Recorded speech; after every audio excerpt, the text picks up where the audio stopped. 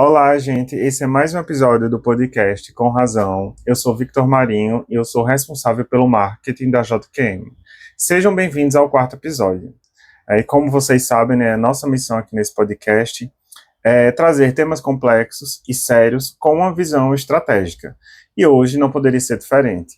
A gente está no Setembro Amarelo, que é um mês que se tornou símbolo da conscientização e prevenção ao suicídio, né? E nós precisamos falar sobre isso. Os dados, eles são assustadores. A Organização Mundial da Saúde aponta que, para cada morte por suicídio, existem cerca de 20 tentativas. E no Brasil, a situação é grave. São mais de 15.500 casos por ano. Uma média de mais ou menos 42 mortes por dia. Para você ter uma ideia, o número de suicídios no país cresceu 43% em uma década, com um aumento ainda mais preocupante de 81% entre os adolescentes. O assunto é sério, é uma questão de saúde pública e merece ser tratado com a seriedade e o conhecimento que ele exige. E é por isso que trouxemos um especialista para nos guiar nessa conversa. Hoje nós temos o prazer de receber Gabriela, que é psicóloga e vai nos ajudar a aprofundar nossa compreensão sobre o tema. Gabriela, primeiramente, muito obrigado por aceitar o nosso convite. E antes de começar o nosso papo, me fala um pouco sobre quem é você, sua formação, sua área de atuação. Esse momento é todo seu. Olá, Vitor. Olá, pessoal. Meu nome é Gabriela Florencio, eu sou psicóloga, sou formada em psicologia, especialista em neuropsicologia, com atuação na área clínica e na área organizacional. Atualmente, estou mais focada e direcionada na consultoria na área de psicologia organizacional e trabalho, atuando em empresas em diversas frentes. A gente sabe que o assunto de saúde mental ele ganhou muita força a partir da pandemia, mas quando a gente olha lá para trás, a gente percebe que essa questão sempre existiu, né? Só que agora nós estamos aprendendo o que é de fato a saúde mental, o que são os transtornos e como a gente pode lidar com isso. O que no passado a gente escutava que era frescura, hoje a gente entende e consegue ter até uma campanha como Setembro Amarelo, que traz tanta informação para a gente. Quais são as síndromes e os transtornos que mais têm acometido os trabalhadores? E como um gestor pode perceber os sinais do que um profissional do seu time não está bem, sem que ele invada a privacidade daquele colaborador? A gente tem percebido, Vitor, que há um aumento expressivo de casos de estresse, depressão, ansiedade, burnout, né, que ocasionando inclusive um grande número de afastamentos de colaboradores do ambiente de trabalho. O Janeiro Branco, o Setembro Amarelo são meses alusivos a essa a saúde mental, e eles visam justamente trazer essa visibilidade maior desse campo, desse tema, aproximá-los cada vez mais das pessoas, e a gente percebe o engajamento das empresas justamente nessa busca, nessa compreensão desse tema e disseminação desses assuntos também para os colaboradores, que é de fundamental importância. O gestor ele tem um papel importantíssimo nesse processo.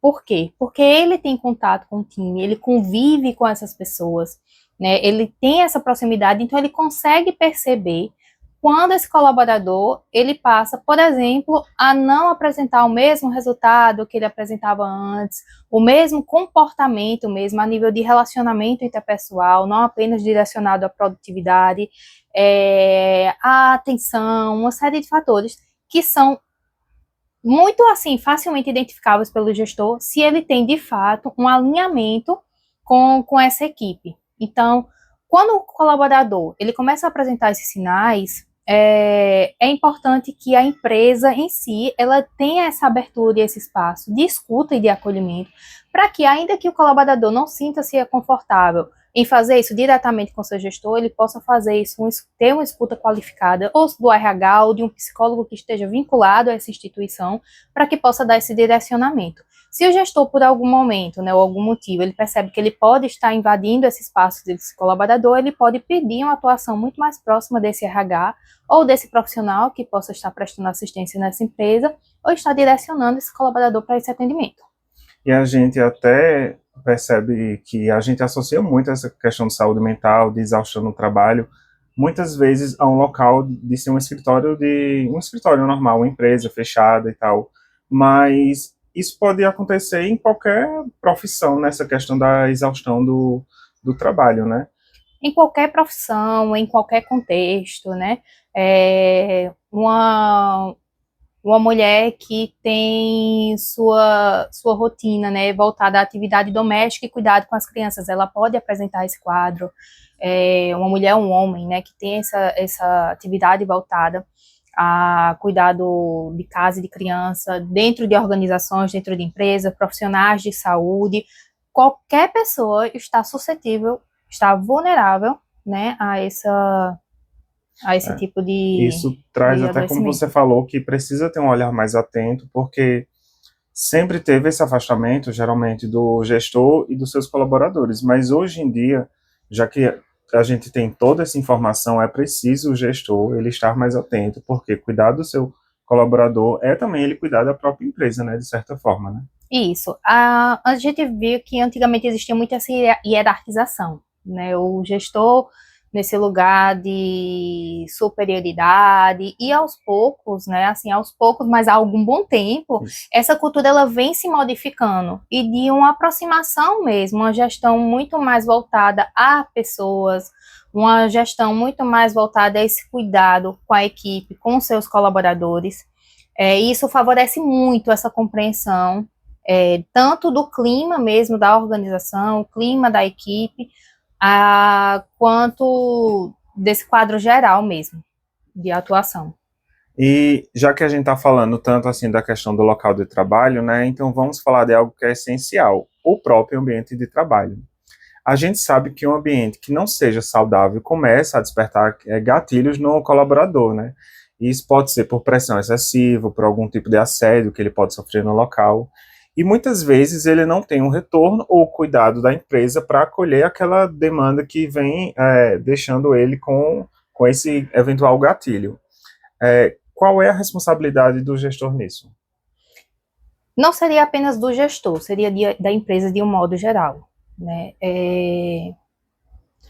A gente teve recentemente uma atualização da NR1 que fala dos riscos ocupacionais, numa portaria estabelecida pelo MTE, que fala também, inclui os riscos psicossociais nesse olhar global mesmo do colaborador. Né? Não existe saúde se eu contemplar apenas a saúde física. Hoje eu preciso contemplar a saúde física e psicológica também desses colaboradores. Então, um dos papéis importantes da empresa e um dos fatores que essa normativa traz é a responsabilização do gestor nesse processo. Quando a gente fala de ofertar um meio de trabalho que não favoreça o colaborador a esses diversos tipos de adoecimento. E isso pode acontecer não somente dentro da empresa, mas no home office, né, em qualquer contexto, nessa vinculação quando a gente fala no ambiente corporativo, sim, tá? Então, quando a gente fala das pressões que podem ser excessivas, né, alguns gestores eles podem achar que uma forma de obter resultado é pressionando, colocando metas muito robustas. Isso são fatores, por exemplo, que desencadeiam quadros de adoecimento. Então, olhar para esse colaborador, analisar esse espaço, analisar esse ambiente, né, através do atingimento de metas que sejam realmente alcançáveis, um ambiente de trabalho que seja não tem essa cobrança excessiva, que tem um ambiente de escuta e de acolhimento, isso é muito importante. Essa pressão, ela pode vir de um coordenador, de um diretor, de qualquer, como a gente falou da hierarquia, de qualquer pessoa que seja responsável por aqueles colaboradores ou por uma equipe. Então, aí precisa a empresa, quando é uma empresa grande, ela ter realmente essa noção de como funcionam os seus processos, como é feita a maneira correta dessa divisão desses processos para que todo o trabalho possa fluir da maneira correta e sem uma pressão exagerada, né?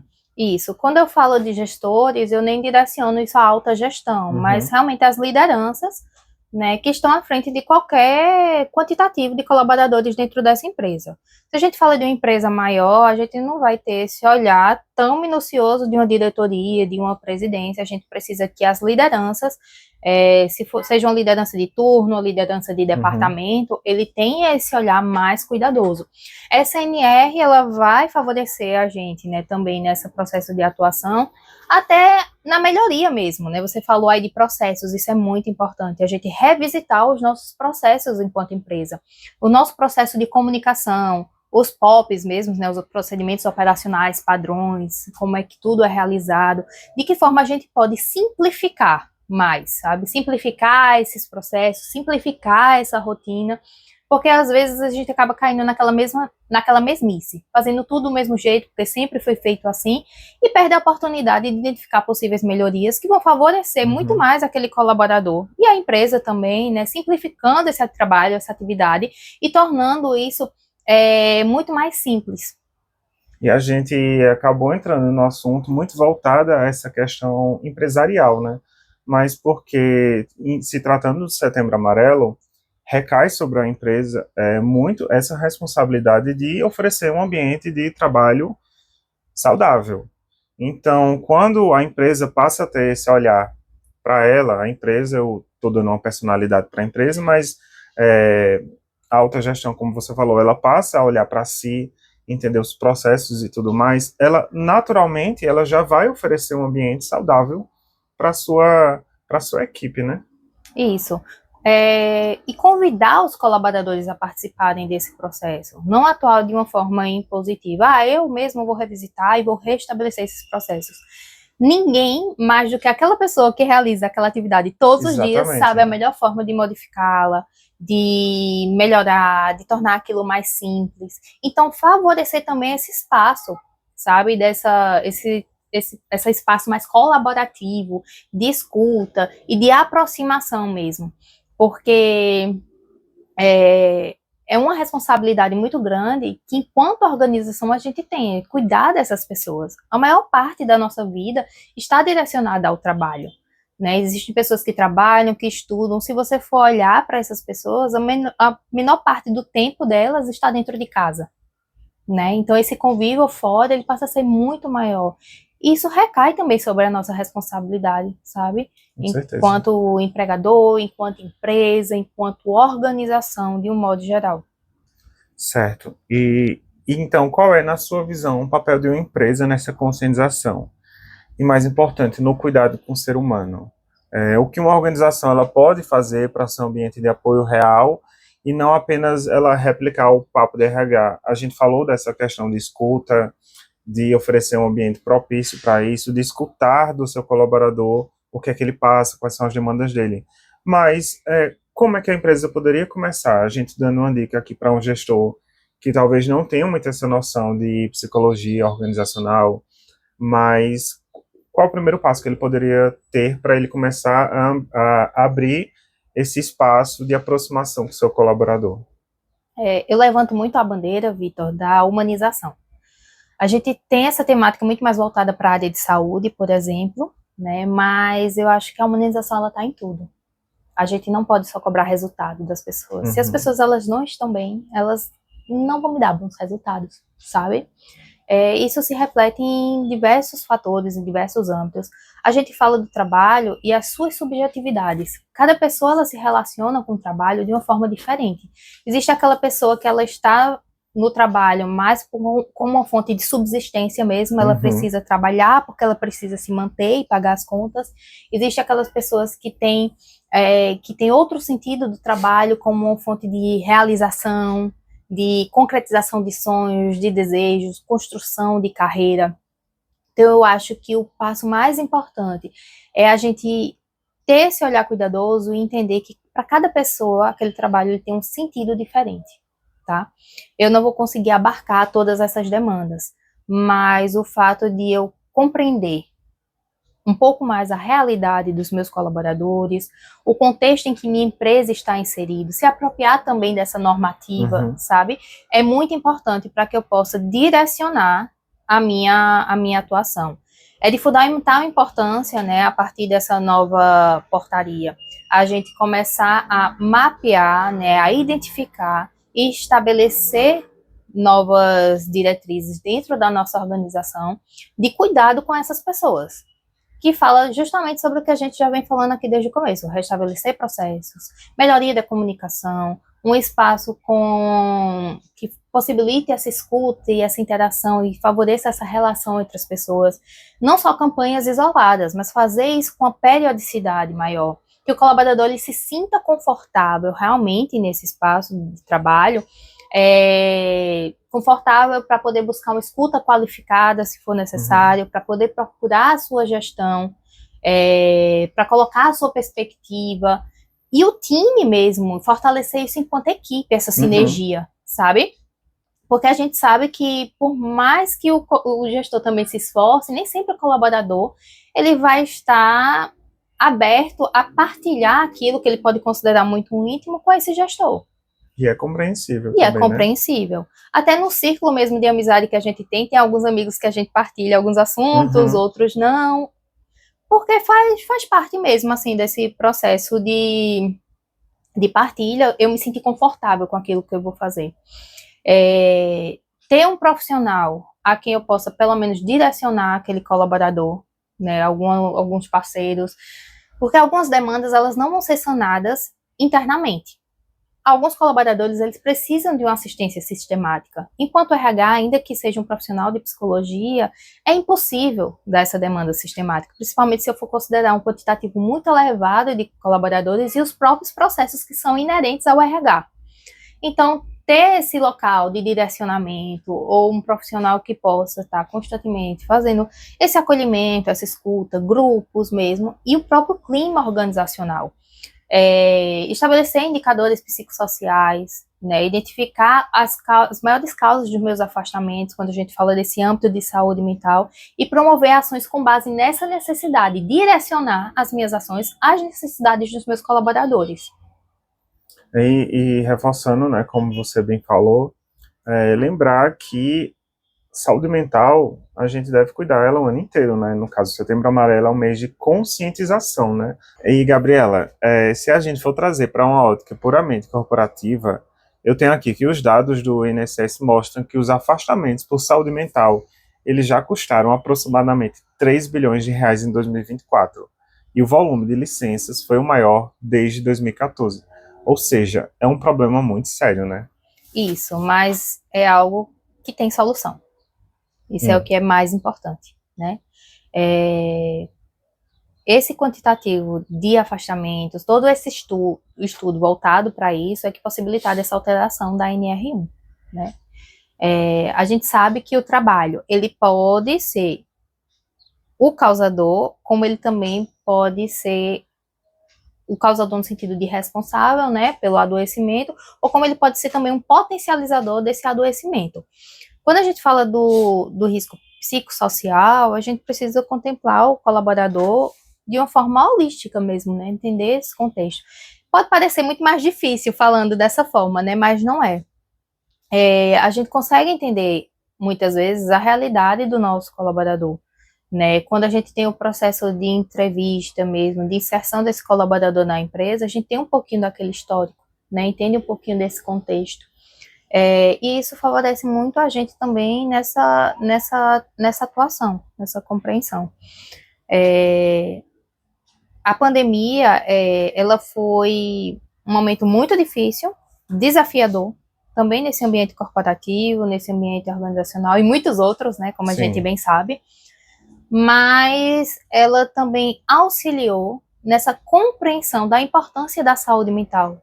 Porque como você falou logo no começo, é frescura, né? O pessoal falava isso, levanta, não melhora porque não quer. Então, muitas pessoas que, inclusive, disseminavam esse discurso, começaram a se deparar com esse quadro de sofrimento também. Porque a quarentena mesmo, ela foi o medo mesmo, a insegurança, isolamento a incerteza. Imposto, né? Isso. Ele favoreceu o surgimento de quadros de adoecimento, né? Então, as pessoas, elas começaram a ter um olhar muito mais cuidadoso. Essa normativa, ela é uma quebra de paradigma, né? A gente está tentando desconstruir esses estereótipos que as pessoas têm. Vai para o psicólogo, não, porque é coisa de doido, né? Que as pessoas costumeiramente falam, tal qual psiquiatra. Mas esses profissionais são de extrema importância para a gente. E a gente precisa entender que não é natural a gente se sentir mal. O natural é a gente se sentir bem. Exatamente. E o que é que acontece? A gente começou a identificar que muitas pessoas começaram a dizer assim, hoje eu tô tão disposto, esse discurso era muito frequente também na clínica, né? Hoje eu tô tão disposto, em tal dia eu tava tão disposto que eu fui fazer coisas que eu queria fazer. Deveria ser o contrário. Eu deveria ter mais tempo e mais dias de disposição do que de indisposição. Ansiedade, estresse, né? Em pequenas doses, a gente entende que aquilo é muito natural, né? A ansiedade, ela faz parte, né, do estado de alerta. E ela é muito importante em alguns contextos. Algumas vezes a pessoa que está no quadro de adoecimento, ela vai ter dificuldade de identificar. Mas as pessoas que estão ao redor, elas têm um papel muito importante também nesse processo, né? De auxílio nesse processo de identificação, né? Como também de escuta. A gente fala sobre os assuntos para prevenir e a gente escuta para cuidar das pessoas. E essa escuta entre pares, ela é muito importante, mas que a gente sempre tenha em mente que é muito importante direcionar essa pessoa para uma escuta profissional, um atendimento profissional. Os gestores, eles precisam, as empresas precisam investir nos seus gestores, nas suas lideranças, como uma forma de compreender melhor isso, né, de facilitar esse processo de comunicação, de atuação profissional, mas de possibilitar também que o gestor, ele desenvolva essa sensibilidade para poder acolher essa demanda e direcionar também a quem pode realmente supri-la, sabe? Porque por mais que a gente invista em capacitação, esse lugar de acolhimento e de cuidado, ele não vai chegar no mesmo patamar de um cuidado especializado. E quando a gente, só te interrompendo, mas acaba que quando a gente não encaminha para uma pessoa capacitada, a gente vai entrar muito no campo da opinião, né? Isso. E a opinião pode estar correta, mas ela pode também estar errada, né? E aí isso acaba chegando num campo perigoso, porque muitas vezes a pessoa está passando por uma coisa, mas são várias as causas. E o profissional capacitado que vai conseguir destrinchar e conhecer melhor essa pessoa e ter um olhar atento e um olhar capacitado, né? Isso. A minha responsabilidade enquanto organização é favorecer, né, a atuação desse colaborador, tornar esse ambiente mais ameno, mensurar isso através, por exemplo, de uma pesquisa de clima, identificar os dados que são mais alarmantes e que precisam de cuidado e tratá-los, certo? E ter também esse espaço para que o colaborador ele tenha uma escuta especializada e que eu possa encaminhá-lo.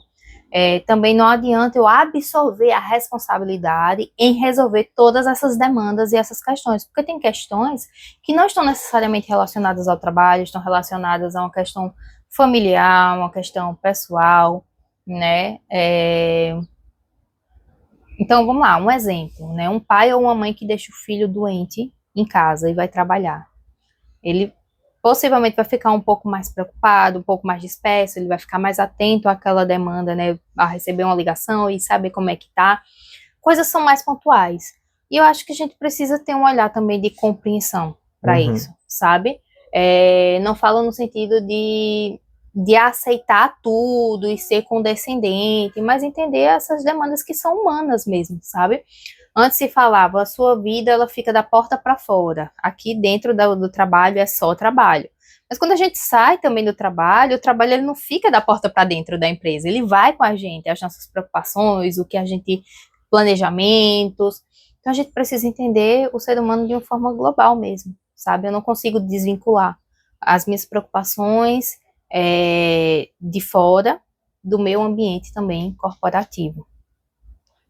O cérebro ele não pode ser fragmentado, né? Não tem como ter essa fragmentação da porta para fora e da porta para dentro, né? Isso.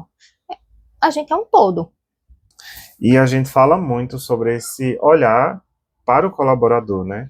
Mas e o olhar para o gestor? A gente precisa cuidar também de quem cuida, né? A gente não precisa só cobrar desse gestor, a gente não pode só cobrar desse gestor, né? O gestor, ele precisa também estar bem para prestar essa assistência também aos seus colaboradores. Escutar, acolher demandas, isso também pode ser uma fonte de adoecimento, então é muito importante que o gestor, ele também receba esse suporte, tá? Para entender quais as demandas que realmente são de responsabilidade dele e quais que não são. Para que, de repente, ele não queira abarcar tudo, abraçar o mundo, né, e acabe se sobrecarregando e adoecendo também. E o gestor, eu venho falando muito do gestor, mas são várias coisas, né? São as lideranças, um coordenador, um diretor, um vice-presidente, dependendo do tamanho da organização, tem, tem várias lideranças de diferentes níveis nessa empresa, mas aqui um olhar pensando em todas essas pessoas que precisam lidar, de certa forma, com a responsabilidade de gerenciar uma equipe, né?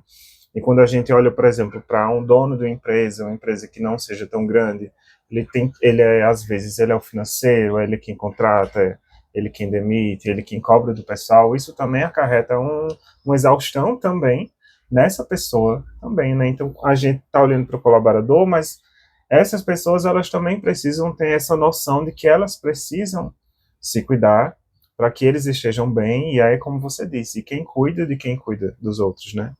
Então, é um ciclo, é muito importante. Eu acho que todo mundo deveria tentar pelo menos uma vez ver se identifica com uma das diversas abordagens, né, que tem na terapia, porque é o mal do século, né? Gabriela, o seu conhecimento ele foi fundamental para essa nossa conversa, né? Todas as dicas de que você deu aqui, o que você trouxe de conscientização para quem está ouvindo a gente. E para fechar, qual é a mensagem final que você gostaria de deixar para os nossos ouvintes? Então, pessoal, para tudo tem solução, tá? Para tudo. E se você perceber que em algum momento você está com dificuldade em lidar com alguma questão, que você está tendo dificuldade em manejar e ressignificar certas situações, procure uma assistência especializada, um psicólogo, né, que possa te auxiliar e possa te dar o suporte necessário, realmente, né? Os amigos, eles têm um papel importantíssimo na nossa vida, isso é inegável, né? Mas a escuta profissional, ela é quem, de fato, vai conseguir te dar o suporte que você precisa. Ter momentos de lazer, de descontração, atividade física, boa alimentação, bem-estar é um conjunto, tá? Geral. É saúde física, é saúde mental. A gente não consegue dissociar nenhum desses âmbitos para que a gente possa considerar um contexto geral de bem-estar, tá? Tudo está integrado. Mais uma vez, muito obrigado, Gabriela. E a vocês, ouvintes do Com Razão, nosso convite é para compartilharem este episódio. Afinal, essa informação ela pode salvar vidas. E com isso, chegamos ao fim da primeira temporada do nosso podcast, um projeto que a JQM desenvolveu com muito carinho e dedicação. E foi uma temporada curta, né? Mas podemos dizer que foi uma temporada de experimentação, cheia de aprendizado e com uma troca muito especial com aqueles convidados que passaram por aqui. Continue seguindo a JQM e interaja conosco, tá? Você pode deixar sugestões de temas nos comentários dos nossos posts para que a gente possa trabalhar neles no próximo ano, na próxima temporada. Afinal, esse é um programa de trocas, ele é feito para vocês. Lá no nosso Instagram, na postagem sobre esse episódio, vai ter lá a marcação de Gabriela. Quem quiser entrar em contato com ela, seja buscando uma psicóloga clínica, ou precisar contratar ela para sua empresa, já que você viu aqui que ela é uma profissional muito capacitada, lá vocês vão encontrar o contato dela, caso vocês tenham interesse, tá? Então a gente se encontra no próximo episódio em 2026. Obrigado!